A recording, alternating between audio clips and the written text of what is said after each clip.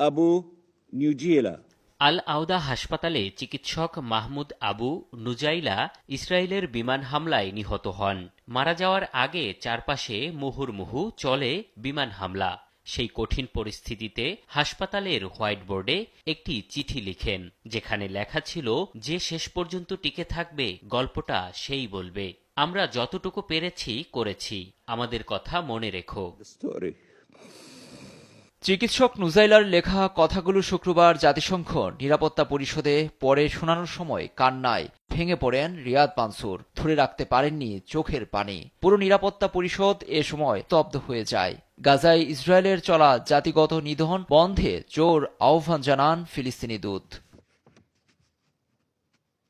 Remember us. Riyad মানসুরের এমন আহ্বানের পরও শনিবার গাজা উপত্যকার ৩০টি স্থানে বিমান হামলা চালায় ইসরায়েলি বাহিনী। বোমার আঘাতে উপত্যকার প্রাণকেন্দ্র ভূমিকম্পের মতো কেঁপে উঠে। মারা যায় শিশুসহ অর্ধশতাধিক ফিলিস্তিনি। বাচ্চাদের রুটি কিনতে বেকারির লাইনে ছিলাম, মনে হচ্ছিল ভূমিকম্প হচ্ছে। আশেপাশের এলাকা ধসে গেছে, অথচ সেখানে কোনো জঙ্গি গোষ্ঠী বা হামলাকারী ছিল না। সবাই বেসামরিক মানুষ। আপনি হাসপাতালে যান, যারা আহত হয়েছে দেখতে পাবেন সবাই সাধারণ মানুষ।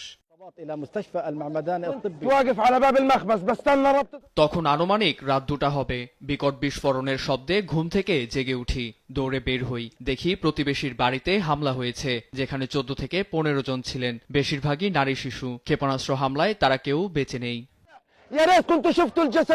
এই যখন পরিস্থিতি, তখনও ইসরায়েলকে আরও অস্ত্র দিতে যাচ্ছে বাইডেন প্রশাসন।